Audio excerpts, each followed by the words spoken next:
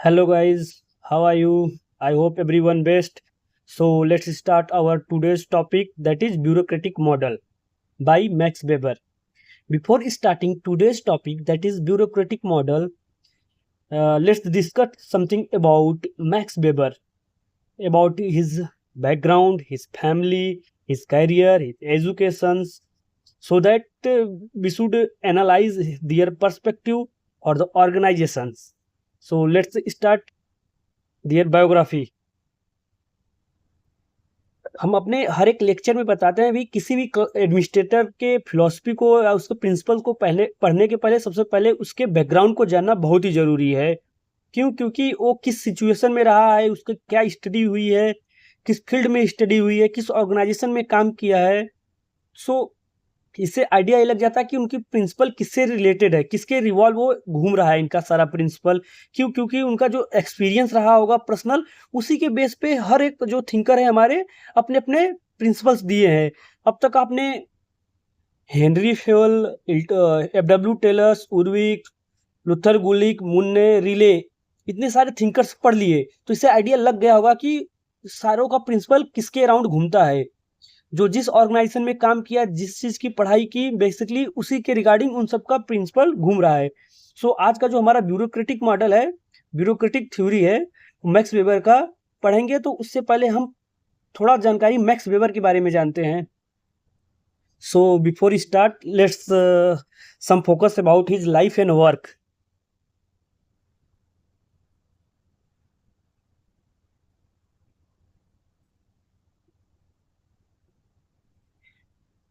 देखिए, जो max Weber का फुल नाम पहले इंपॉर्टेंट है जानना कि मैक्स वेबर का पूरा नाम क्या है।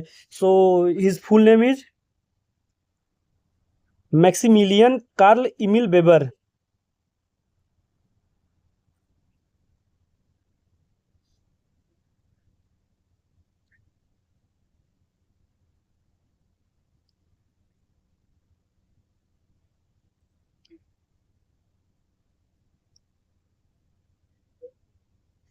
और जो इनका लाइफ स्पेन रहा है वो रहा है हमारा 1864 टू 1920 तक।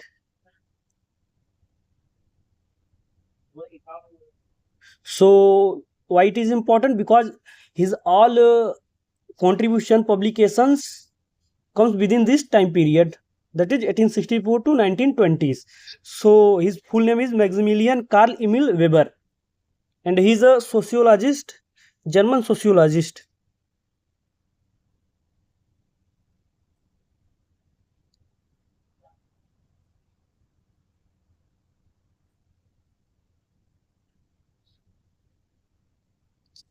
Basically, he was born in German in rich families, और इनकी जो स्टडी हुई है वो लॉ में हुई है। इनकी जो इनिशियल स्टडी उन्होंने लॉ में किया था, और कुछ साल स्पेंड करने के बाद इनका क्या हुआ, स्टडी ब्रेक हुई। फिर उसके बाद क्या हुआ, इनकी स्टडी ब्रेक हुई, उसके बाद इन्होंने आर्मी में जूनियर ऑफिसर के पोस्ट पे भी काम किया।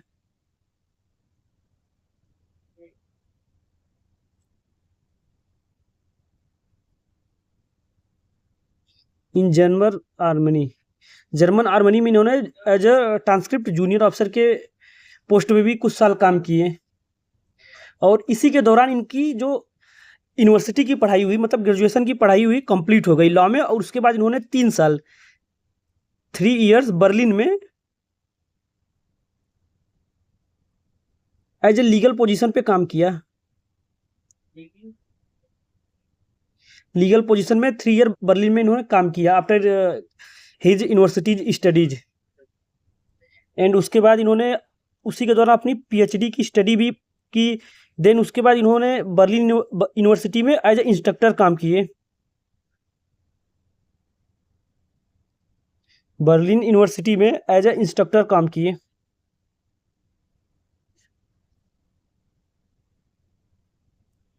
एज ए इंस्ट्रक्टर अपना काम किए लॉ का। ये सब लॉ फील्ड में काम किए।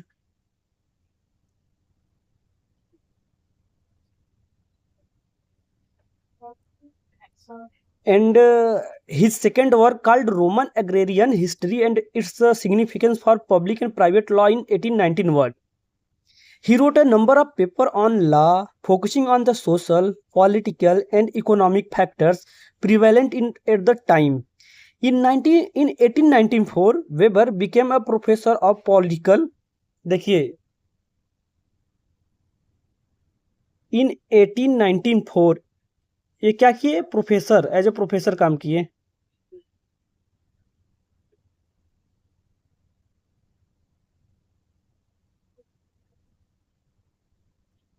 Professor of political economy.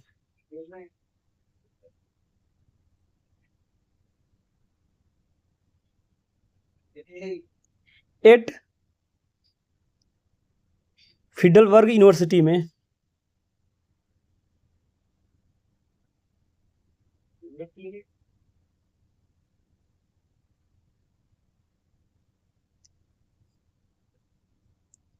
And in 1897 इन्होंने as a professor of economic at Heidelberg university में काम किया.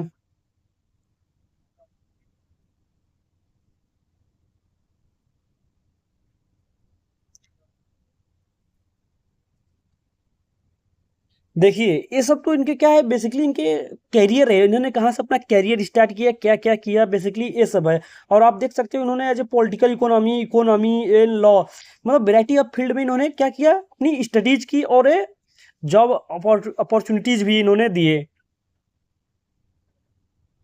और इस सब के दौरान इनके पिता का जो डेथ हो गया 1897 में, इनके पिता का डेथ हो गया. उसके बाद क्या हुआ, इनको बहुत ही मेंटल एंड फिजिकल स्ट्रेस में गए और इन्होंने अपना सारा जॉब वगैरह छोड़ दिया और थोड़ा रेस्ट लिए. फिर इसके बाद इन्होंने क्या किया, जो अपना फोकस था वो फोकस पॉलिटिकल इकोनॉमी से कहाँ शिफ्ट हुआ, सोशियोलॉजी में शिफ्ट हुआ. इनका इनका जो फोकस हुआ shift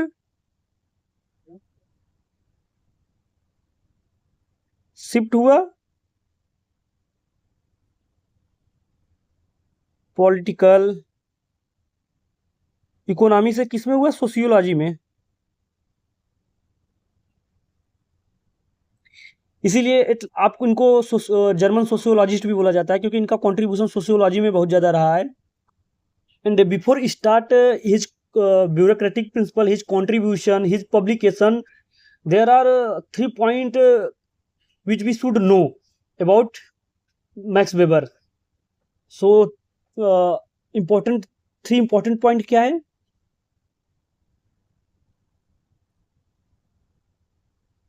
3 important point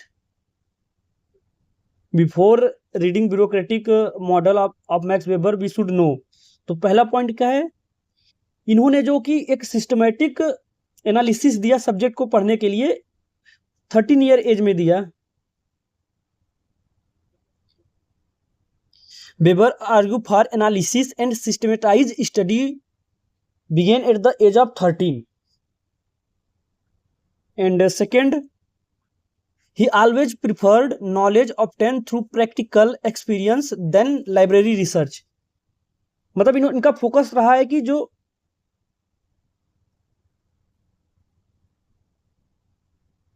obtain knowledge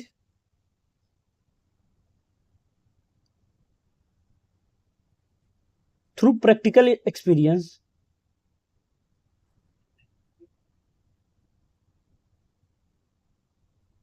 rather than library study.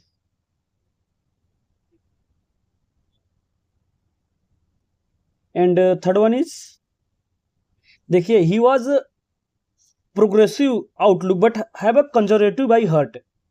देखिए, इनका जो आउटलुक था वो क्या था, प्रोग्रेसिव आउटलुक था.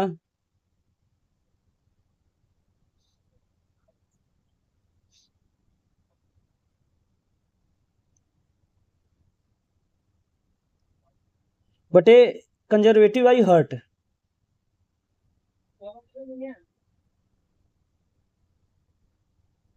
सो इससे आप लोग समझ सकते होगे कि इनका मतलब कि इनको करियर के लेके, इनकी स्टडीज लेके आप लोगों ने इतना तो देख ही लिया कि ये बहुत ही प्रोग्रेसिव रहे, बट इनकी जो फिलोसफी है, इनकी जो थोड़ा थिंकिंग थी, थोड़ा कंजर्वेटिव टाइप की थी।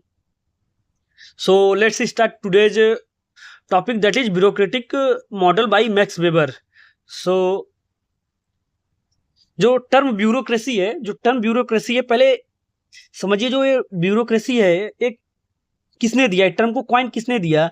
हमने ब्यूरोक्रेसी बाय मैक्स वेबर, जहां भी ब्यूरोक्रेसी आता है वहां पे हम मैक्स वेबर को रिलेट करते हैं, बट मैक्स वेबर से पहले भी ये टर्म ब्यूरोक्रेसी बहुत स्कॉलर ने यूज किया, बहुत लोगों ने इस पे रिसर्च किया, अपने अपने ओपिनियन दिए, जैसे कार्ल मार्क्स हो गए, इन्होंने सब ने क्या थे, इनसे पहले दिए थे। बट मैक्स वेबर क्यों इंपॉर्टेंट है ब्यूरोक्रेसी को लेकर? क्योंकि इन्होंने सिस्टमेटिक एक तरीके से एक इसको एनालाइज किया और स्टडीज किया और प्रिंसिपल दिए, that's why it is important.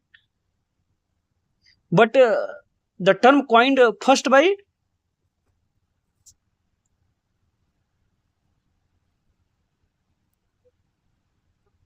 The term bureaucracy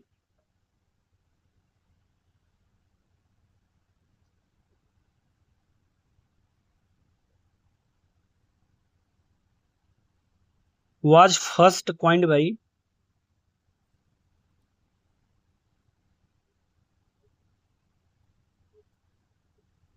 Vincent de गॉर्ने।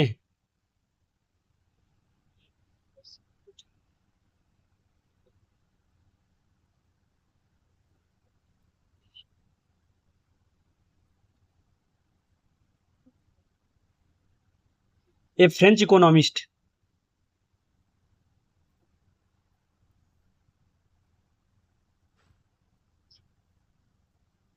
देखिए जो टर्म ब्यूरोक्रेसी था, सबसे पहले हमारे जो फ्रेंच इकोनॉमिस्ट थे विंसेंट डी गॉर्ने ने यूज किया। बेसिकली इसको इन्होंने एज ए सरकाजम में यूज किया। इन्होंने बताया कि जो ब्यूरोक्रेसी है एज ए इलनेस है, एज ए फ्रांस में एज ए इलनेस है, और फ्रांस में इसका जो ब्यूरोक्रेसी का मतलब होता है, ब्यूरो मीन्स होता है डेस्क, जैसे अपने ऑफिस वगैरह बोलते हैं ना ब्यूरो, वही है, वहीं से तो ब्यूरोक्रेसी का जो कि हुआ है वर्ड ड्राइव हुआ है, ब्यूरो से ब्यूरोक्रेसी बना है, official, office official, bureaucracy, bureau means office, bureaucracy means official हो गया।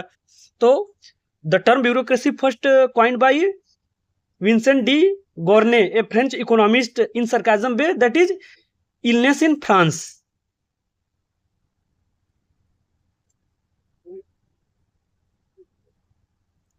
And the term bureaucracy in the word of F.M. Marx, which was first used in the French form bureaucratic by a French minister of commerce in the 18th century to refer to the government in operations, spread to the Germany during the 19th century as a bureaucratic and has since found its way into English and many other languages. And have an intro about bureaucracy. The bureaucratic model was developed by Max Weber, a German sociologist and one of the founder of the modern sociology. Weber introduced the concept of bureaucracy as an ideal type of organizations, meaning a theoretical model that highlights the most efficient and rational form of administrative organizations. So here Max Weber defined an ideal type of organization, that is bureaucratic organizations, which is designed in a hierarchical organization which is based on the rule and law. And apart from the classical writings on bureaucracy, the classical writings on bureaucracy came from Karl Marx, Max Weber, Robert Michels, and Gaetano Mosco. However, the systematic study of bureaucracy began with Max Weber, the German sociologist. And according to the Karl Marx, bureaucracy, like the state itself, is an instrument by which the dominant class exercises its domination over other social class. According to this logic, the interests of bureaucracy are closely linked to those of the dominant class and the state. And Weber introduce the concept of bureaucracy as an ideal type. इसीलिए इन्होंने क्या बोला, जो term bureaucracy है वो ideal type of organisation है। And according to Weber, bureaucracy is the most rational and efficient system of administration in modern society. Specially in large scale organisation and governments. देखिए जो इनका ब्यूरोक्रेसी का principal था basically वो किसके लिए था, लार्ज स्केल ऑर्गेनाइजेशन के लिए। और यही जो लार्ज स्केल ऑर्गेनाइजेशन है इसी में क्या होती है, जो ब्यूरोक्रेसी वाली टेंडेंसी होती है क्रिएट होती है। और इसी को लेके एक हमारा बहुत ही इंपॉर्टेंट पॉइंट है, जो हमारे रॉबर्ट माइकल हैं, रॉबर्ट माइकल एक स्कॉलर हैं बेसिकली, ध्यान कीजिए, रॉबर्ट माइकल इन हिज बुक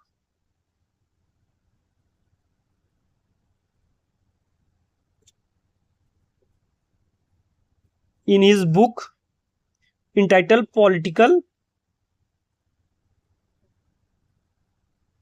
political parties। देखिए जो रॉबर्ट माइकल का एक बुक है, बहुत इंपॉर्टेंट पॉइंट इन्होंने इसमें बताया है। उस बुक का जो टाइटल है पॉलिटिकल पार्टीज है। बेसिकली वो जो बुक क्या कंसेप्ट को प्रोपाउंड करता है, political parties propounded the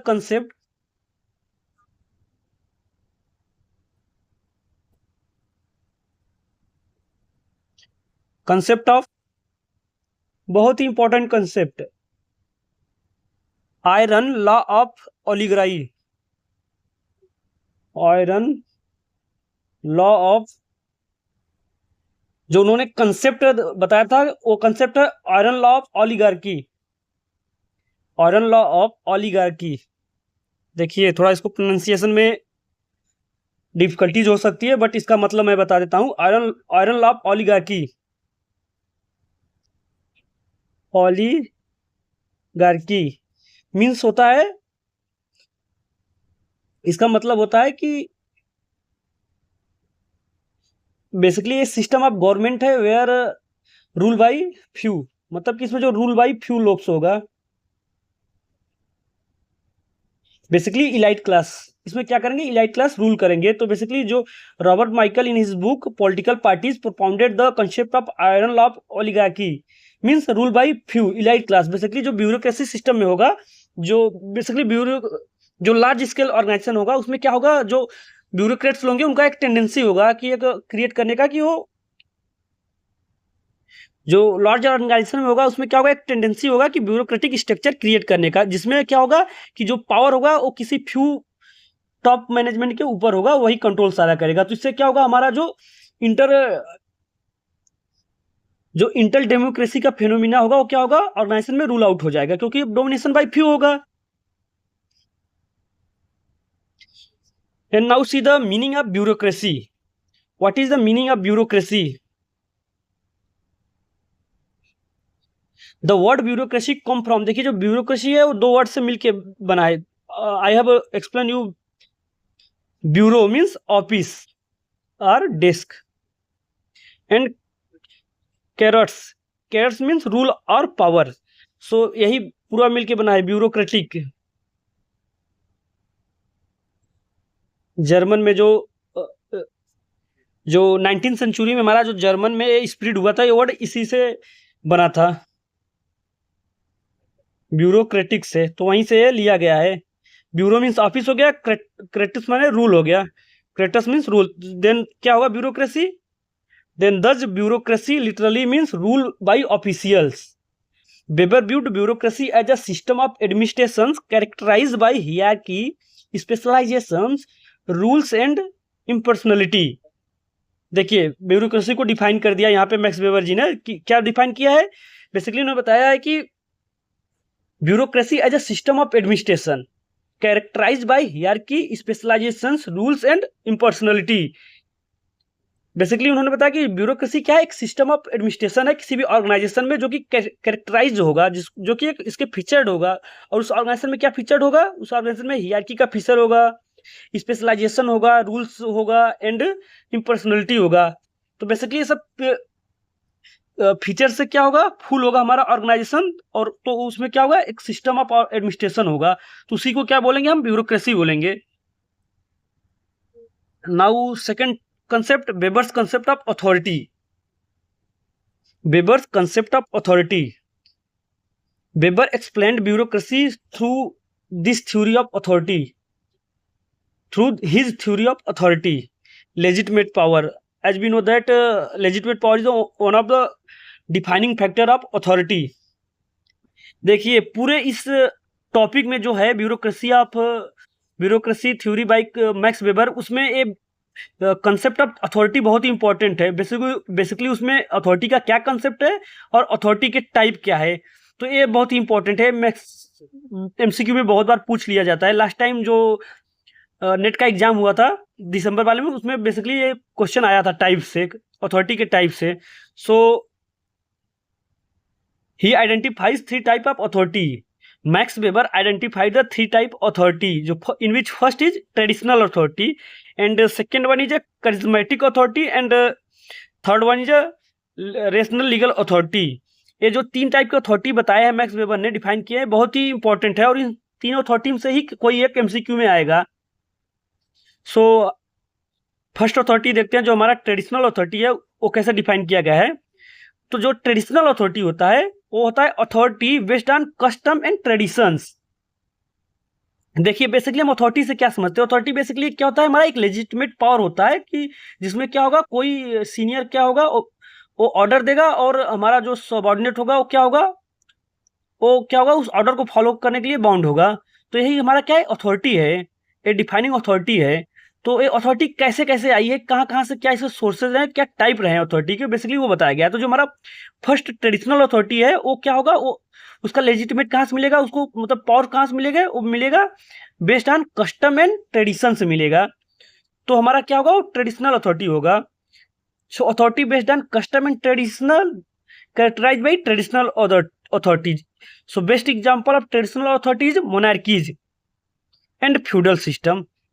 So देखिए मोनार्की क्या है, हमारा जैसे कोई भी एक हमारे जो अर्लियर टाइम में हमारे राजा महाराजा होते थे, उनमें तो ऐसा कुछ होता तो नहीं था कि मतलब ऐसा कुछ लिखित में रूल और नॉर्म्स हो, जो हमारा राजा बोल देता था वही लोग मानते थे, उसी को एक्सेप्ट करते थे। तो ये हमारा क्या हुआ, देखिए कस्टम में चला आ रहा है, एक ट्रेडिशन चला आ रहा है कि राजा है, फिर उसका बेटा राजा बनेगा, लोग उसके ऑर्डर को फॉलो करेंगे। तो एक कस्टम था, एक ट्रेडिशन था। तो ये भी क्या हुआ, इस कस्टम एंड ट्रेडिशन की वजह से राजा को क्या मिला, एक authority milli.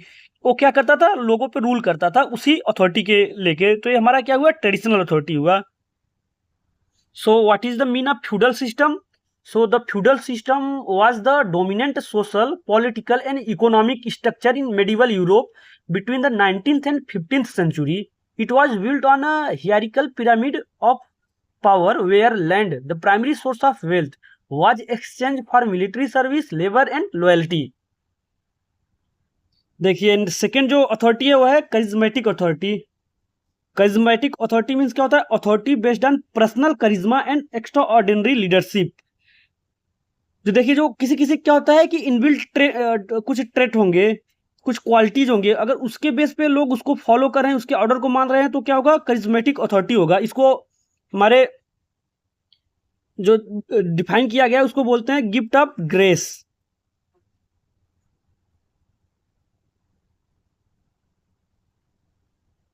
Gift of grace. और इसमें क्या होता है, जैसे किसी किसी इंडिविजुअल के कुछ ट्रेट्स होंगे, मतलब इनबिल्ट क्वालिटीज होंगे, जैसे एक्स्ट्रा ऑर्डिनरी कोई क्वालिटीज है या उनके लुक्स है, इस सब से अगर देखिए कोई इंप्रेस हो रहा है, उसके ऑर्डर को फॉलो कर रहा है, तो उसके पास क्या हुआ, उसके पास एक करिज्मेटिक अथॉरिटी हुआ। लाइक एग्जाम्पल रिवोल्यूशनरी लीडर्स जितने हमारे हैं, वो लीडर्स के अंदर क्या था, एक क्वालिटीज थी, उनके क्वालिटीज से बातों से प्रभावित होकर उनके कंट्रीब्यूशन को देख के क्या हुए, लोग प्रभावित हुए और उनके क्या कहते थे, उनका ओबीडियंस थे। तो उनके पास क्या थी, एक अथॉरिटी थी। वो किस प्रकार की अथॉरिटी थी, करिज्मेटिक अथॉरिटी थी। एंड लाइक रिलीजियस लीडर जितने हैं वो सब। And last one is a rational legal authority. Rational legal authority, और ये अथॉरिटी बहुत ही इंपॉर्टेंट है, इसको मैक्स वेबर ने इस अथॉरिटी को ही बेस्ट अथॉरिटी माना है और इम्फेसाइज किया है, और इसी पे सारा उनका प्रिंसिपल रहा है। सो authority based on law, rules and procedures. Rational legal authority is based on the law, rules and procedures. This is the foundation of modern bureaucracy. This is why Max Weber emphasized this type of authority, because it is based on rules, laws and procedures. तो यही हमारा क्या है, rational legal authority है, और इसी को max Weber ji ने सबसे बेस्ट टाइप का अथॉरिटी बताया। और इसी पे जो हमारा मॉडर्न ब्यूरोक्रेसी सिस्टम है वो इसी पे आधारित है। नाउ सी द, देखिए इसमें एक इम्पॉर्टेंट पॉइंट है, उसको मैं लिख के बताऊंगा। जो हमारे रिनहार्ड बेंडिक्स जी हैं, एक स्कॉलर है बेसिकली,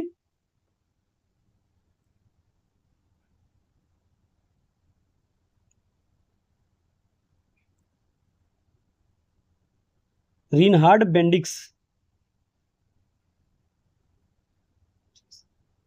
उन्होंने अपने बुक में, इन his book max weber an intellectual portrait, उनका जो बुक है वो क्या है, book max weber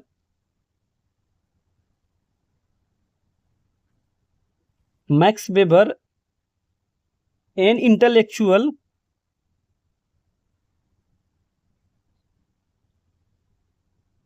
portrait.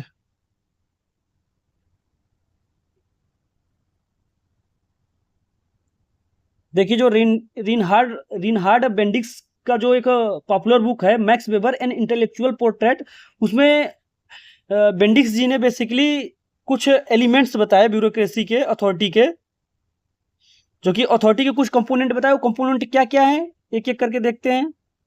Basically element है अथॉरिटी के, तो उसमें है N individual or body of individual who ruled. देखिए इसमें बताया कि N individual or body of individual who ruled. ये देखिए बेसिकली अथॉरिटी है, उसे कंपोनेंट है, उसमें क्या क्या रहेंगे। An individual or body of individual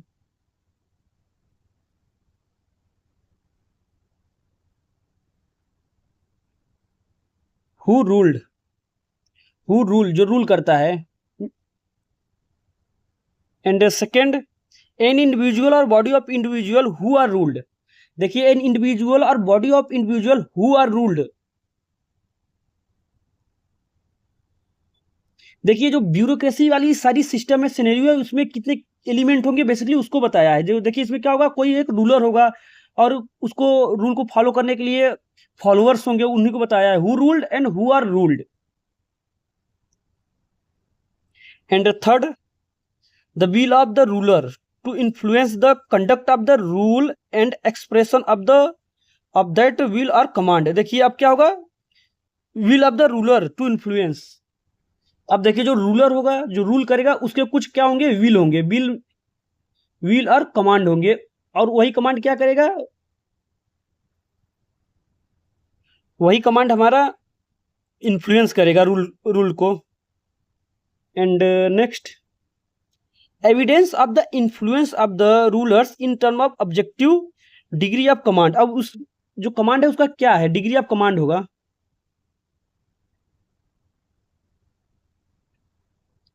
degree of command means कि what extend command is followed.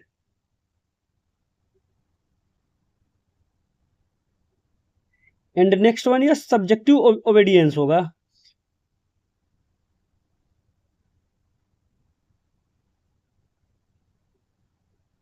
अब देखिए उसमें जो सिस्टम है, उसमें हमारा जो सब्जेक्टिव ओबीडियंस है, जो कमांड आ रहा है और जो रूलर ने कमांड दिया उसको क्या कितना ओबीडियंस हो रहा है, उसके सब्जेक्टिव को बताना है। सब बेसिकली एलिमेंट्स है बताए गए हैं हमारे किसके, अथॉरिटी के। रिनहार्ड बेंडिक्स जी ने अपने बुक जो max weber and intellectual portrait में बताया है। And now see the characteristic of Weberian bureaucracy. So the ideal type of legal rational bureaucracy designed by Max Weber. जो ideal type of bureaucracy design किए थे Max Weber ji ने in his book the theory of social. देखिए the Max Weber की जो book थी the theory of social and economic organizations, जो कि translated by Talcott Parsons and am Henderson in 1947। देखिए इंपॉर्टेंट है, बहुत इंपॉर्टेंट है, डेट याद कीजिएगा। और इनका बुक का नाम, ये जो थ्योरी है इनका, the theory of social and economic organisation. और इसको किसने ट्रांसलेट किया था, Talcott Parsons and am Henderson ने इन 1947 में। इसी बुक में मैक्स वेबर जी ने आइडियल टाइप ऑफ ब्यूरोक्रेसी, जो आइडियल टाइप ऑफ ब्यूरोक्रेसी है, जो कि लीगल रेशनल ब्यूरोक्रेसी है, उसको डिजाइन किया था और उसके कुछ कैरेक्टरिस्टिक बताए थे। So let's have what are the characteristic which is given by Max Weber in their ideal type of bureaucracy. in his book The Theory of Social and Economic Organization. So have a first feature characteristic division of work. कोई भी bureaucratic organisation है, ideal type bureaucratic organisation है, तो वहाँ पे क्या होगा, division of work होगा। और अब डिवीजन ऑफ वर्क का मतलब तो एक्सप्लेन करने की जरूरत है नहीं, ये बहुत बार हमने एक्सप्लेन कर दिया है। Still here I have depicted some lines about division of works. So work is divided into specialised task. देखिए, जो डिवीजन ऑफ वर्क का मतलब है कि यूनिट्स, कोई भी ऑर्गेनाइजेशन है, कोई भी ब्यूरोक्रेसी ऑर्गेनाइजेशन है, उसमें क्या होंगे, वो डिपार्टमेंट्स में अलग अलग होगा और एक डिपार्टमेंट का अपना अपना एक स्पेशलाइज्ड टास्क होगा। और इसका क्या एडवांटेज है, advantage of division of work is improve efficiency and create expertise and speed in administration. देखिए, अगर डिवीजन ऑफ वर्क है तो इससे हमारा क्या होगा, उस ऑर्गेनाइजेशन में एफिशिएंसी आएगी और लोगों को, जो एम्प्लॉय होंगे, जो हमारे ब्यूरोक्रेट्स होंगे, उनके अंदर एक एक्सपर्टाइज आएगा, मीन्स स्पेशलाइजेशन होगा। और क्या होगा, जो एडमिनिस्ट्रेशन होगा, वहाँ का डे टू डे एडमिनिस्ट्रेशन होगा, मैनेजमेंट होगा, उसमें क्या होगा, स्पीड अप होगा। So have an example, different government departments handle specific functions.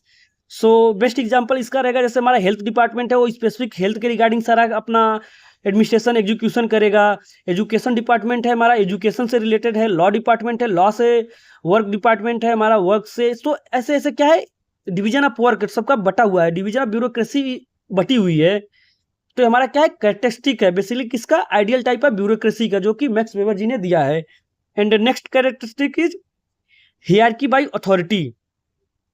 Hierarchy का भी मतलब आप समझते हो कि कोई भी ऑर्गेनाइजेशन होगा, वहां पे क्या होगा, वो एक स्ट्रक्चर डिजाइन होना चाहिए। और स्ट्रक्चर कैसा होना चाहिए, बेसिकली एक लेडर टाइप में होना चाहिए, एक लेडर टाइप में। इसमें क्या होना चाहिए, एक असेंडिंग एंड डिसेंडिंग ऑर्डर में होना चाहिए। वहाँ पे एक टॉप ऑफिसर होना चाहिए, उसके सबॉर्डिनेट होने चाहिए, उसके जूनियर। ऐसे तो क्या होगा, एक हियरार्किकल, एक पिरामिडिकल स्ट्रक्चर होना चाहिए, सो दैट क्या हो, कोऑर्डिनेशन अच्छे से हो और कमांड अच्छे से फॉलो हो, अथॉरिटी फॉलो हो। So hierarchy of authority means a clear chain of command exist. अगर हमारा हियरार्किकल ब्यूरोक्रेसी ऑर्गेनाइजेशन है तो क्या होगा, वहाँ पे clear chain of command exist करेगा। अगर हियरार्किकल ऑर्गेनाइजेशन नहीं है तो क्लियर चेन ऑफ कमांड नहीं होगा, क्योंकि कौन किसको ऑर्डर देगा, कौन किसको फॉलो करेगा, तो नहीं होगा। That's why Max Weber emphasized the characteristic of ideal type of bureaucracy is hierarchy of authority. A clear chain of command exists. Higher officials supervise lower officials. We have seen in previous lecture in principle of hierarchy means higher officials supervise lower officials, and each level is accountable to the level above.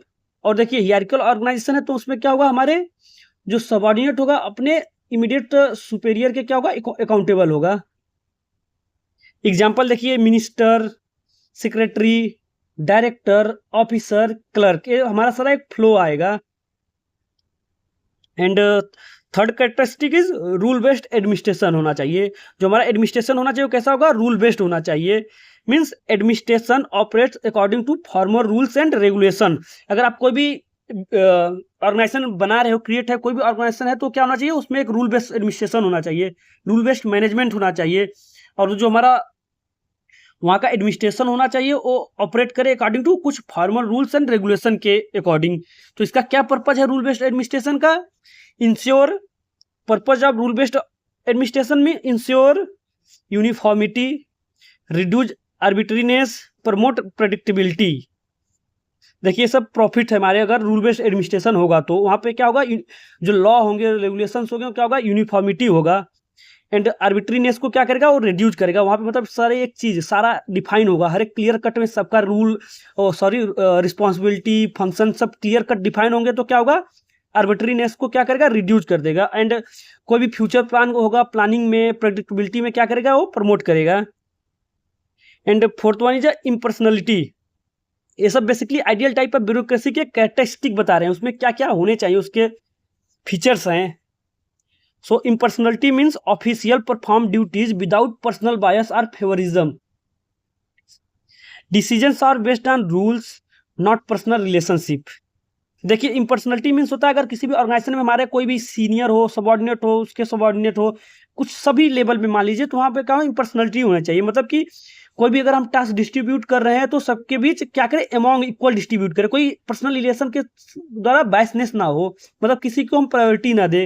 अगर मान लीजिए कोई हमारा senior है, उसका कोई friend friend है या तो कुछ है, वो हमारा सबॉर्डिनेट है, तो क्या करेगा कि उसको काम कम देगा, तो ये क्या हुआ, ये बायसनेस हुआ। ऐसा नहीं करना चाहिए, उसके लिए सारे सबॉर्डिनेट क्या हो, इक्वल हो, अपना पर्सनल रिलेशन ना क्रिएट करे। बेसिकली यही बताया है मैक्स वेबर जी ने। आइडियल टाइप ब्यूरोक्रेसी है तो वहाँ पे क्या होनी चाहिए, इम्पर्सनलिटी होनी चाहिए।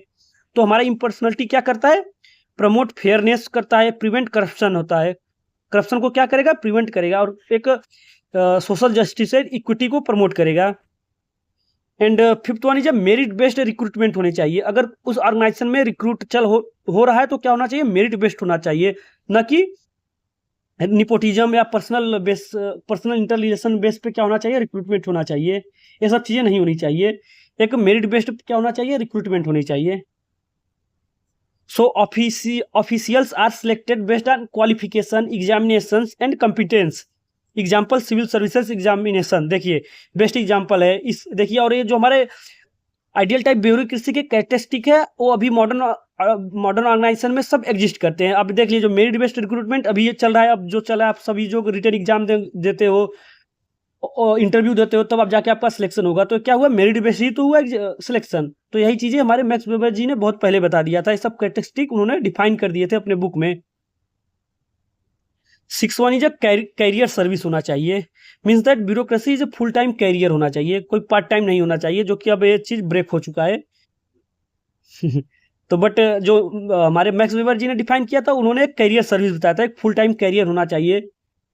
फीचर्स उसके क्या होने चाहिए, अगर फुल टाइम कैरियर तो एक फिक्स्ड सैलरीज होना चाहिए, promotion based on merit and seniority होनी चाहिए, एंड जॉब सिक्योरिटी होनी चाहिए। ये सब फीचर्स बताए हैं किसके, आइडियल टाइप ऑफ ब्यूरोक्रेसी के।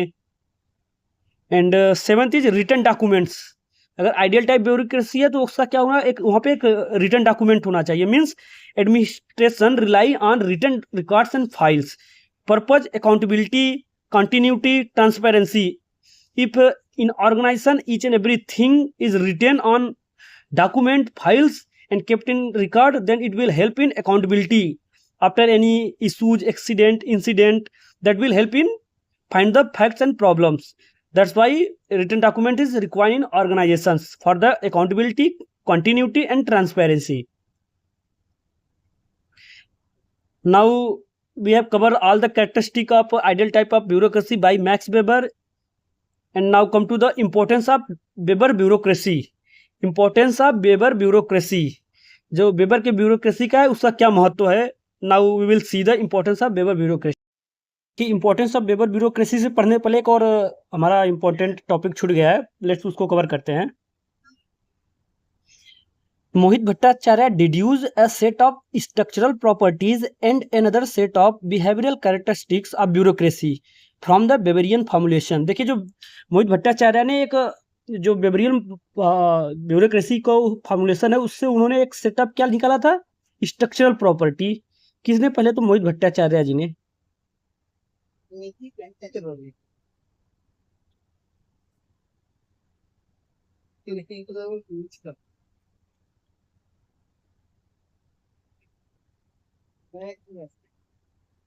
A set of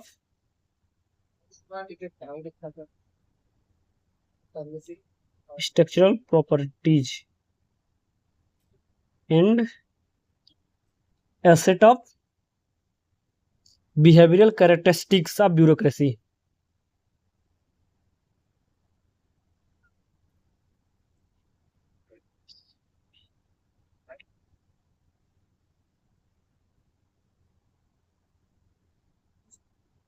देखो ब्यूरोक्रेसी के हैं सब, तो क्या क्या उन्होंने बेसिकली सेटअप बताया, तो उसमें क्या क्या है, स्ट्रक्चरल प्रॉपर्टी क्या है, बिहेवियरल कैरेक्टरिस्टिक क्या है ब्यूरोक्रेसी के।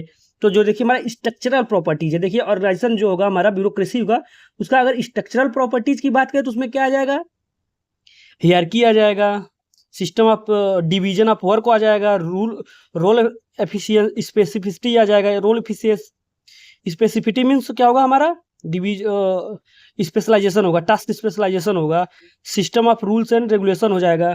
तो बेसिकली क्या आएगा, देखिए hierarchy division of work,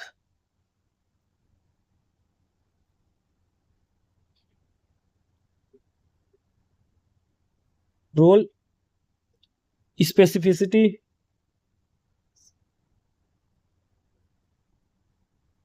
and system of rules.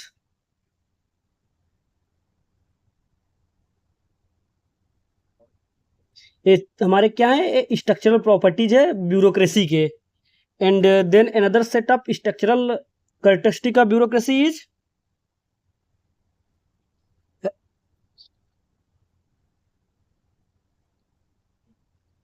Rationality, impersonality, rule orientation and neutrality.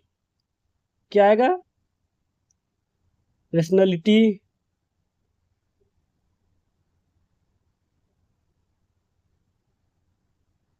इम्पर्सनलिटी, role orientation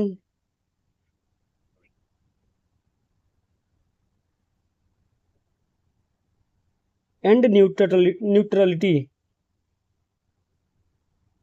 ये क्या है? ये सब सेटअप कैरेक्टरिस्टिक्स है बेसिकली किसके? ब्यूरोक्रेसी ऑर्गेनाइजेशन के। Now come to the importance of Weber's bureaucracy.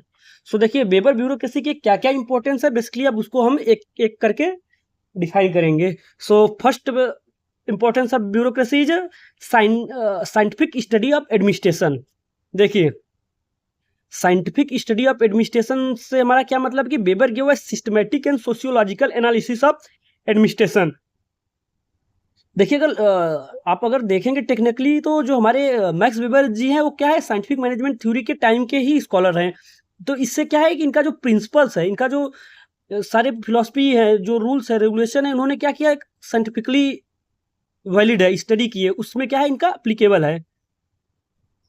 So importance of Weber bureaucracy में हमने फर्स्ट पॉइंट देखा कि scientific study of administration means that weber give a systematic and sociological analysis of administration. इन्होंने जो अपना ये analysis दिया administration का, वो बेसिकली क्या था, साइंटिफिक थे, सोशियोलॉजिकल भी थे, साइंटिफिक भी थे एंड सोशियोलॉजिकल भी थे। And next is foundation of modern administrative theory. अभी जो फिलहाल में जो एडमिनिस्ट्रेटिव चल रहे हैं, मतलब एडमिनिस्ट्रेशन जिस थ्योरी पे चल रहे हैं, उसका भी इन्होंने फाउंडेशन दिया था। His model influence classical administrative thinkers such as, देखिए जो क्लासिकल एडमिनिस्ट्रेटिव थिंकर हमारे हैं, Henry Fayol, Luther Gulick, Lyndall Urwick, basically इन सबको भी इनका जो वर्क रहा, इनका जो कंट्रीब्यूशन रहा, ये इन्फ्लुएंस किया इन सभी क्लासिकल एडमिनिस्ट्रेटिव थिंकर को, because he let down the foundation of modern administrative theory. And the third one is basis of civil service system. Modern government adopt Weberian principles in civil service, example competitive examination, hierarchical administration. देखिए इन्होंने क्योंकि बताया था, इन्होंने अपने principal में characteristics में बताया था ऑर्गेनाइजेशन की क्या कैरेक्टरिस्टिक होना चाहिए, मेरिट बेस्ड रिक्रूटमेंट होना चाहिए। तो मेरिट बेस्ड रिक्रूटमेंट कैसे होगा, इस सब में अगर कंपटीशन होगा, हियरार्किकल एडमिनिस्ट्रेशन होगा, ये सब चीज अगर रहेंगे, फुलफिल करेगा, तो ही हमारा जाके क्या होगा, ऑर्गेनाइजेशन मेरिट बेस्ड होगा। तो बेसिकली इसलिए हमारे जो मॉडर्न ब्यूरोक्रेटिक सिस्टम है उसमें इसका इंपॉर्टेंस है। किस बेस पे? Basis of civil service system. Fourth one is a rational efficient administration. Bureaucracy ensure predictability, stability and efficiency. तो देखिए अगर हमारा एडमिनिस्ट्रेशन में ब्यूरोक्रेसी है, ब्यूरोक्रेटिक एडमिनिस्ट्रेशन है, तो वहाँ पे हमारा क्या क्या इंश्योर करेगा, वो फ्यूचर प्लान को क्या करेगा, वो प्रेडिक्ट करेगा, एंड वहाँ पे स्टेबिलिटी होगी और उस ऑर्गेनाइजेशन की क्या होगी, एफिशिएंसी आएगी। Now see the criticism of Weberian bureaucratic model. Criticism of Weberian bureaucratic model. So before study the criticism of Weber bureaucratic model, we have one more important point like control over bureaucracy। हमारा जो bureaucracy है उस पर हम control कैसे कैसे पाया जाए, ये भी हमारे मैक्स वेबर जी ने क्या किया, फोकस किया। तो अब एक एक करके देखते हैं कि हमारा ब्यूरोक्रेसी सिस्टम पे हम कंट्रोल कैसे पाएंगे। सो बहुत ही इंपॉर्टेंट ये है एग्जाम पॉइंट ऑफ व्यू के लिए, और ये मॉडर्न ऑर्गेनाइजेशन में क्या है, अप्लीकेबल भी है, चल रहा है। आप लोग अगर मैं एग्जांपल दूंगा तो समझोगे, देख, क्योंकि आप एक्चुअली इसको फेस कर रहे हो। Control over bureaucracy.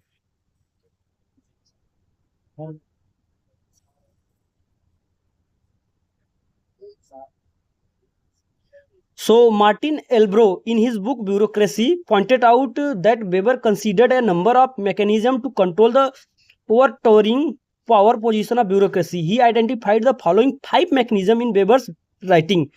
देखिए जो हमारा एक स्कॉलर हैं मार्टिन एल्ब्रो, मार्टिन एल्ब्रो, उन्होंने अपने बुक में,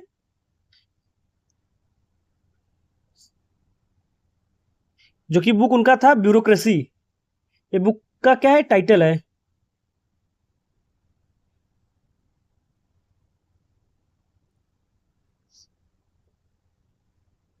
इस बुक में जो देखिए, जो मार्टिन एल्ब्रो है, उन्होंने अपने इस बुक में, ब्यूरोक्रेसी बुक में बताया है कि वेबर ने pointed out, pointed out Weber a number of mechanism, a number of mechanism to control bureaucracy. मतलब उसमें जो मार्टिन एल्ब्रो ने बताया है अपने इस बुक में ब्यूरोक्रेसी में कि जो हमारे वेबर जी ने, उन्होंने एक नंबर ऑफ मैकेनिज्म दिए, एक रूल दिए, जिसके थ्रू हमारा क्या होगा, ब्यूरोक्रेसी कंट्रोल होगा। तो बेसिकली उन्होंने बताया किसने, he identifies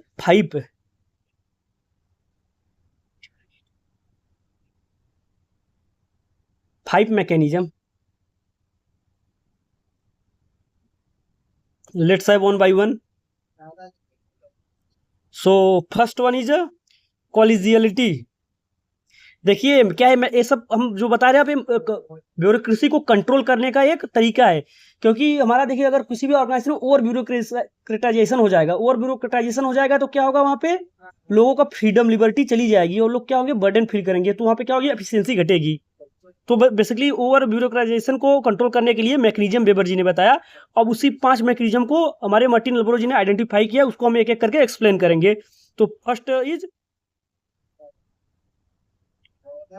कॉलेजियलिटी। So what is the mean of collegiality? That is involvement of more than one person in decision making। देखिए, अगर हम कोई भी डिसीजन हमारा अगर ब्यूरोक्रेट्स ले रहा है, तो उसमें क्या हो, एक से ज्यादा इन्वॉल्वमेंट होना चाहिए। देखिए, जो सेकंड है हमारा मैकेनिज्म, कंट्रोल मैकेनिज्म और bureaucracy, separation of power. Separation of power means that same function perform by more than one person, means that अगर कोई भी मान लीजिए फंक्शन है, उसको परफॉर्म करने के लिए एक से ज्यादा लोग होने चाहिए, तो इससे क्या होगा, सेपरेशन ऑफ पावर हो जाएगा। So that is division of responsibility for the same function among more than one body.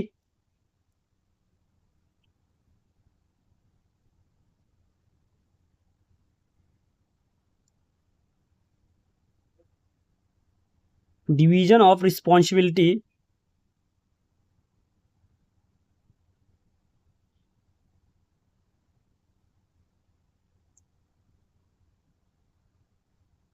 For the same function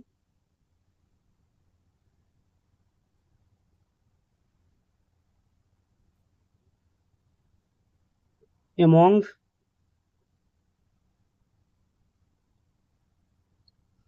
more than one body. ये भी हमारा क्या है, इससे क्या होगा, हमारा ब्यूरोक्रेसी पे कंट्रोल पाया जाएगा। Third one is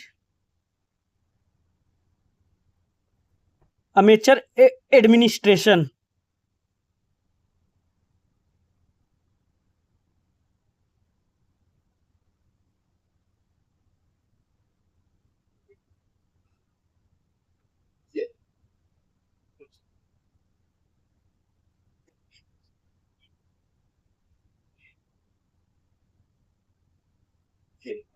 so amateur administration means, मतलब कि मेच्योर नहीं होना चाहिए, मतलब that is administration by unpaid person.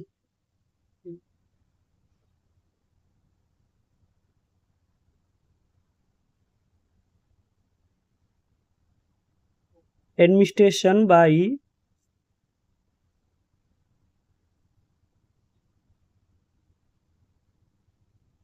Unpaid person who are not professional.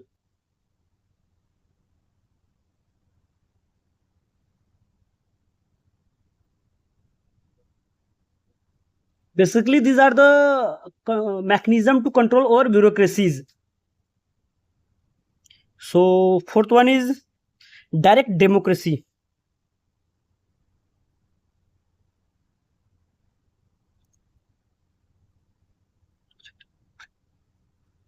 So I hope you are well aware about democracy.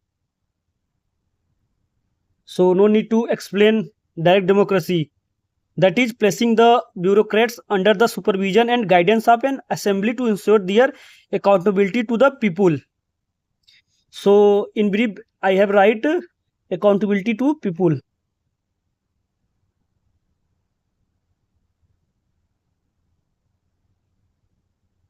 Indirect democracy mechanism of control, हमारे जो bureaucrats होंगे वो क्या होंगे, अकाउंटेबल होंगे लोगों के, क्योंकि हमारा यहाँ पे क्या है, डेमोक्रेसी है। And last one is representation, representative बोलते हैं इसे, representation basically.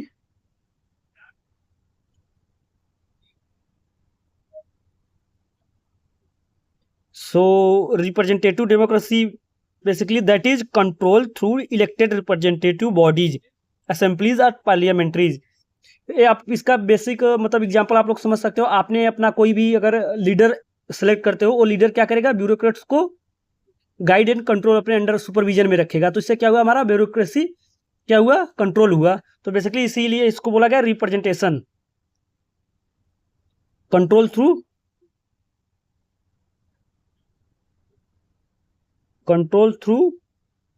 elected bodies. So these are the 5 mechanism to control the bureaucracy. And among all the above 5 mechanism, Weber favored the last one, that is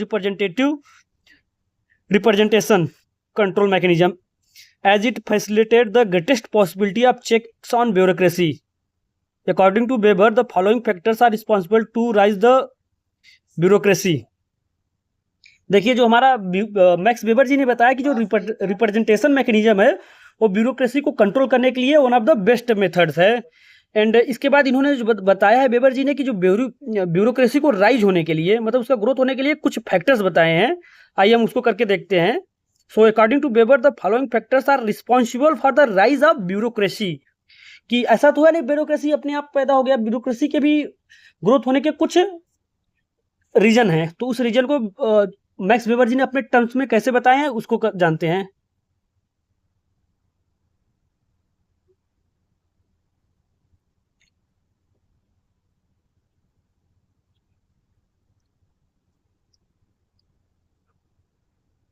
following factor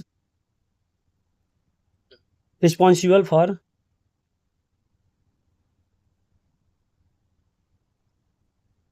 the rise of bureaucracy.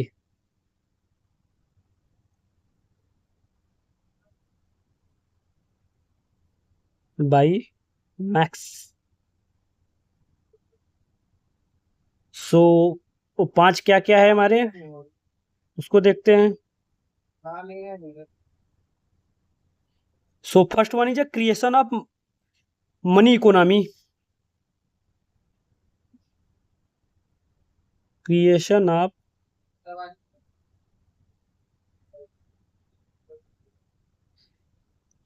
Money economic.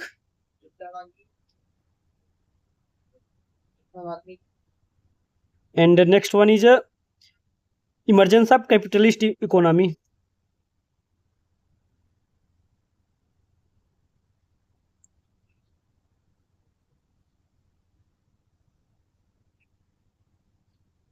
Third one is the growth of democratic institution.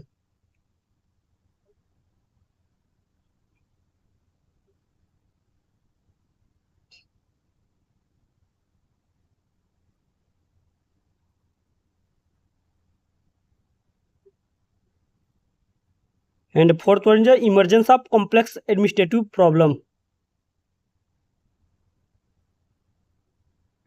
Emergence of complex administrative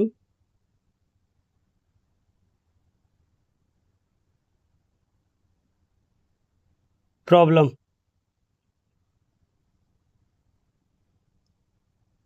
fifth one is development of modern means of communication. So I have right directly modern means of communication.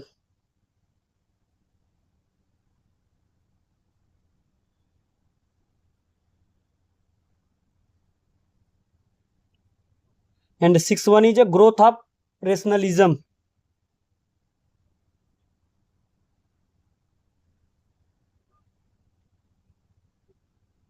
And the last one is a growth of population.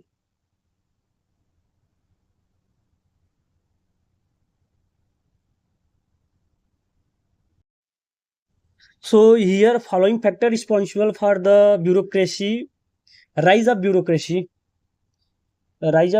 by the Max Weber. So first point is creation of money economy.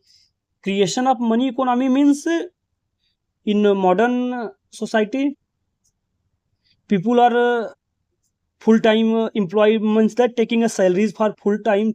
So to manage all the thing, record keeping and each everything, organization, society requires bureaucrats to manage all the things. That's why creation of money economy is the factor for rise of bureaucracy. Second one is emergence of capitalist economy.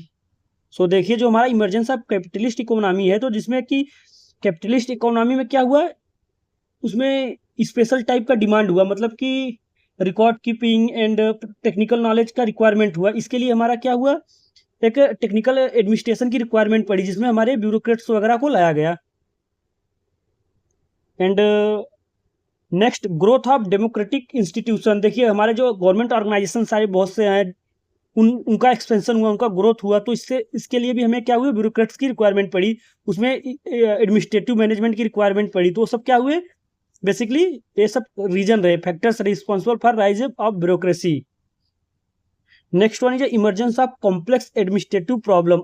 अब देखिए जब हमारा जो society welfare society बना, तो उसमें क्या हुआ, लोगों को सर्विस प्रोवाइड करने के लिए डिफरेंट इंस्टीट्यूशन बने. अब डिफरेंट जब इंस्टीट्यूशन बने, तो उस इंस्टीट्यूशन के खुद के कुछ प्रॉब्लम रहे, और उस खुद को प्रॉब्लम को सॉल्व करने के लिए एक टेक्निकल एडमिनिस्ट्रेशन की जरूरत पड़ी. और उस एडमिनिस्ट्रेशन को कौन मैनेज करेगा, हमारा ब्यूरोक्रेट मैनेज करेंगे. तो एक क्या हुआ, एक प्रोसेस चला, ब्यूरोक्रेसी को राइज करने के धीरे धीरे एक सिस्टम चला.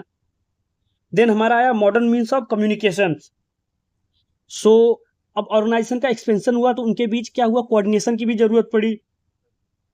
लोगों के समक्ष क्या हुआ, ऑर्गेनाइजेशन का क्या हुआ, इंटरफेयर करने के लिए कुछ लोगों की जरूरत पड़ी, मीन्स दैट ब्यूरोक्रेसी को की जरूरत पड़ी. तो ऐसे ऐसे धीरे धीरे करके हमारा क्या हुआ, ब्यूरोक्रेसी राइज हुआ.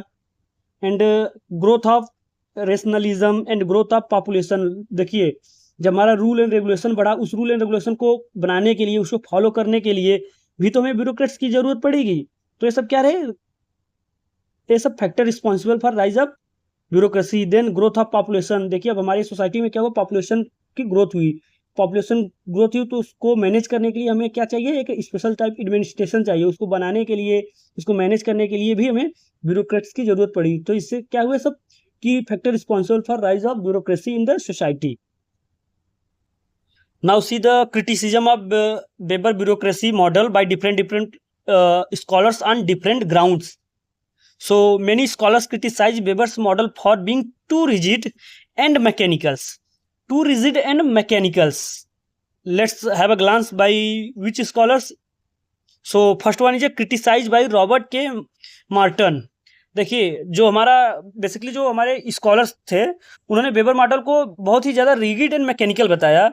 और इसमें हमारे जो पहले क्रिटिक रहे हमारे रॉबर्ट के मार्टन, उन्होंने बताया कि Merton argued that bureaucracy lead to trained incapacity. Meaning अब ट्रेंड इन कैपेसिटी, देखिए पॉइंट बहुत ही इंपॉर्टेंट है, इसको बेसिकली पूछ सकता है. जैसे देखिए आपको अगर कोई यूनिक वर्ड यूज हो रहा है, यूनिक सेंटेंस यूज हो रहा है, तो बेसिकली वो पक्का पूछेगा, वही सब पूछता ही है.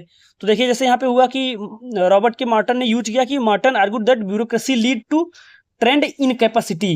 तब ट्रेंड इन कैपेसिटी का क्या मीन है, meaning official become so bound by rules that they lose flexibility and creativity. देखिए ट्रेंड इन कैपेसिटी का मतलब आपको ये है कि अगर देखिए हमारा कोई भी ऑर्गेनाइजेशन बेसिकली रेशनल है, लीगल रेशनल बेस्ड ऑर्गेनाइजेशन है, तो वहाँ पे क्या होगा, चीज़ें सब कुछ रिटन में होंगे, वहाँ पे हर एक चीज़ क्या होगा, प्री डिसाइडेड होंगी, सब कुछ एक फॉर्मुलेशन होगा, सेट होगा. तो उसमें क्या होगा, जो भी हमारा ब्यूरोक्रेट रहेगा वो क्या करेगा, उसके बेस पे काम करेगा, उस रूल एंड रेगुलेशन के बेस पे काम करेगा. और खुद का जो initiative, creation, decision making power होगा, वो धीरे धीरे क्या होगा, लॉस हो जाएगा. क्योंकि हर एक चीज़ तो उसे डिफाइन मिलेगा, सेट मिलेगा, उसी प्रीसेट रूल पे उसको काम करना है, तो अपनी खुद की जो डिसीजन पावर मेकिंग होगा उसको क्या करेगा, लॉस करेगा। तो इसी बेस पे एक क्या हुआ, मैक्स वेबर का लीगल रेशनल ब्यूरोक्रेसी क्या हुई, क्रिटिसाइज हुई। किस बेस पे, trained incapacity, basically it is too rigid and mechanicals. So problem identify Merton, Merton ने फिर क्या क्या प्रॉब्लम आइडेंटिफाई किया, गोल डिस्प्लेसमेंट होगा, एक्सेसिव रूल ओरिएंटेशन, रिजिडिटी, ये सब बेसिकली क्या है, प्रॉब्लम्स आइडेंटिफाई किए गए इनके लीगल रेशनल ब्यूरोक्रेसी में मैक्स वेबर के, कि इनका जो ब्यूरोक्रेटिक थ्योरी है वो बहुत ही रिगिड है। उसमें क्या हुआ, गोल का डिस्प्लेसमेंट हुआ एंड एक्सेसिव रूल ओरिएंटेशन था। And now criticism by Philip Selznick, criticism by Philip Selznick. So Selznick argued that organizations develop informal structures. Reality.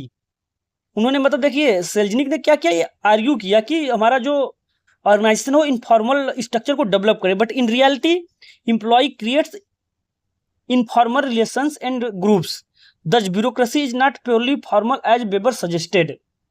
देखिए हमारा जो वेबर जी का क्या था, मैक्स फोकस था, उन्होंने फॉर्मल ऑर्गेनाइजेशन के बारे में सजेस्ट किया है, फॉर्मल ऑर्गेनाइजेशन कैसे क्रिएट हो, उसमें क्या क्या चीज़ें होनी चाहिए, उसके बेस पे उन्होंने क्या किया, अपना आइडियल ब्यूरोक्रेसी को सजेस्ट किया। बट सेल्जनिक ने आर्ग्यू किया कि जो हमारा ऑर्गेनाइजेशन होगा, जो फॉर्मल ऑर्गेनाइजेशन होगा, वो अपने आप में खुद में इनफॉर्मल ऑर्गेनाइजेशन का क्या करेगा, क्रिएट करेगा, लोगों के बीच में क्या होगा, इनफॉर्मल रिलेशन क्रिएट करेगा, people among the people and group. तो और हमारे वेबर जी ने क्या सजेस्ट किया था, फॉर्मल ऑर्गेनाइजेशन को डेवलपमेंट को सजेस्ट किया था। तो इस बेस पे भी वो क्रिटिसाइज किया गया बाय सेल्जनिक के द्वारा।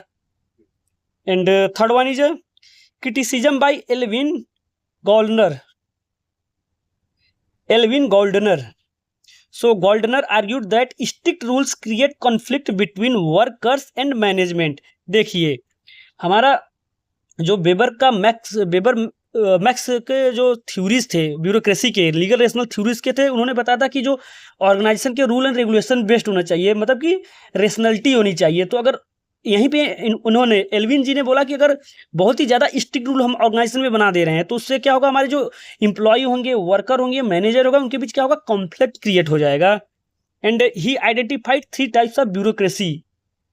और जो हमारे एल्विन जी ने थे, इस बेस पे उन्होंने 3 टाइप के ब्यूरोक्रेसी को क्या किया, आइडेंटिफाई किया। So first one is a mock bureaucracy, second one is a representative bureaucracy and third one is a punishment centred bureaucracy.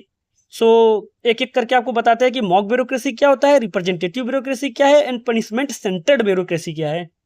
So देखिए जो मॉक ब्यूरोक्रेसी क्या होता है, मॉक ब्यूरोक्रेसी मीन्स होता है कि rule exist formally but are neither enforced by management nor obeyed by workers. देखिए mock bureaucracy में क्या होगा, देखिए रूल तो एग्जिस्ट करेगा बट उसको कोई फॉलो नहीं करेगा। जैसे हुआ हमारा एग्जांपल, नो स्मोकिंग जोन होगा, ये बेसिकली रूल तो बना है बट इसको क्या करेगा, जो जिसको फॉलो करना है वो फॉलो नहीं करेगा, और जिसको इन्फोर्स्ड कराना है इस रूल को, मतलब इन्फोर्स कराना है जिस ब्यूरोक्रेट को, वो क्या करेगा, वो इन्फोर्स भी नहीं कराएगा। तो बेसिकली क्या होगा, इग्नोर्ड बाई ऑल। ऐसा भी सिस्टम है। तो इसी को क्या बोले हैं, एल्विन जी ने बताया इस ब्यूरोक्रेसी को मॉक ब्यूरोक्रेसी बताया। बेसिकली मॉक ब्यूरोक्रेसी में क्या होगा, रूल तो एग्जिस्ट करेगा बट इग्नोर्ड बाई ऑल होगा। देन आएगा हमारा representative bureaucracy. And representative bureaucracy में क्या होगा, rules are jointly agreed upon with workers and management collaborating often including education and consultation. और देखिए हमारा जो आपने बताया कि जो हमारा रिप्रेजेंटेटिव ब्यूरोक्रेसी होगा उसमें क्या होगा, कोई भी रूल बनेगा तो उसको हमारा क्या करेंगे, जो मैनेजमेंट होगा, वर्कर होगा, वो ज्वाइंटली क्या करेंगे, उसको कोलेबरेट करेंगे। तो हमारा क्या हुआ, रिप्रेजेंटेटिव ब्यूरोक्रेसी हुआ। इसमें क्या करेगा, ज्वाइंटली कोलेबरेट होगा, किसके द्वारा, मैनेजर के द्वारा और वर्कर के द्वारा। And third one is a punishment centred bureaucracy. Punishment centre bureaucracy का मतलब होता है कि जैसे कोई भी चीज को इन्फोर्स कराना बाय पेनाल्टीज, तो हमारा क्या हुआ, पनिशमेंट सेंटर ब्यूरोक्रेसी हुआ। Rules are introduce and enforce as a punitive measures by one party against another creating conflict, that is punishment centre bureaucracy. Example that harsh penalties for being 2 minutes late. अगर देखिए ये punishment centre bureaucracy कैसा हुआ, जैसे किसी भी organisation में हम कोई रूल बना देगा, कोई भी अगर अब्सेंटीज होगा तो उसका क्या करेगा, सैलरीज कट जाएगा, पेनाल्टीज कट जाएगा। तो इस टाइप का भी एक ब्यूरोक्रेसी होगा। तो बेसिकली ये 3 टाइप की ब्यूरोक्रेसी हमारे एल्विन जी ने आइडेंटिफाई किया है। Now next one is criticism by Michael Crozier. अब देखिए माइकल क्रोजियर ने किस बेस पे क्रिटिसाइज किया। Crozier highlighted the bureaucratic vicious circle. Vicious circle देखिए क्या है, ब्यूरोक्रेटिक विशियस सर्कल क्या होता है, प्रॉब्लम्स उसमें क्या क्या प्रॉब्लम होंगे। ओवर सेंट्रलाइजेशन होगा। Over centralisation means that power क्या होगा, जो टॉप मैनेजमेंट होगा उसके ऊपर हो जाएगा। एंड एक्सेसिव रूल बनेगा। एंड रेजिस्टेंट टू चेंज, अगर कोई भी चेंजेस आ गए तो उसको लोग क्या करेंगे, रेजिस्टेंस करेंगे चेंज करने के लिए। So result is organisations become inefficient. And now criticism by Herbert A Simon. Herbert A Simon ने किस बेस पे क्रिटिसाइज किया। Simon criticise classical theory including Weber argument administrative principles are not universal scientific law. He called them proverb of the administration. देखिए हमारा जो important point भी है कि जो हमारे हर्बर्ट साइमन जी है वो one of the most important critic of the classical thinker including Weber. Weber also belong to classical thinker, so that he is also criticised by Herbert Simon on the basis of not universal applicable of their principle, and he called them proverb of administration because this is not universally valid to all organizations and not based on the true science and principle. These are basically myth.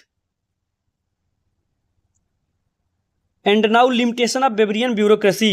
See what are the limitation of Weberian bureaucracy. So Weberian bureaucracy is too rigid and inflexible, ignores human behavior.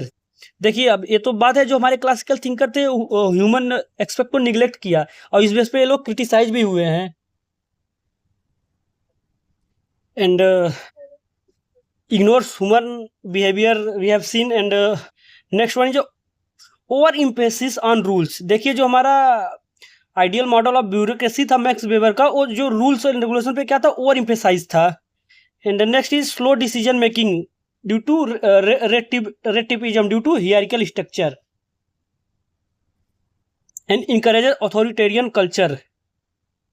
Now relevance of Weber today. ये तो हमने देख लिया कि limitation of Weber bureaucracy का क्या था। अब रेलिवेंस टुडे मॉडर्न मैनेजमेंट में वेबर के जो मैक्स वेबर के थ्योरी है वो कैसे रेलिवेंस है। So despite criticisms Weber's bureaucracy remains relevant. How it is relevant. So first point is backbone of modern administrations. Government organisation still follow bureaucratic principles. देखिए अभी भी अगर आप किसी भी गवर्नमेंट ऑर्गेनाइजेशन को देख लीजिए, कोई भी अगर हमारा ऑफिस हो, गवर्नमेंट ऑफिस हो, उसको देख लीजिए, अभी भी जो वेबर के ब्यूरोक्रेटिक स्ट्रक्चर है, ऑर्गेनाइजेशनल स्ट्रक्चर है, उसके बेस पे हमारा मॉडर्न एडमिनिस्ट्रेशन वर्क कर रहा है। Necessary for large organisations, most important MCQ point है कि मैक्स वेबर के ब्यूरोक्रेसी किसके लिए जरूरी है, लार्ज ऑर्गेनाइजेशन में बहुत ही जरूरी है।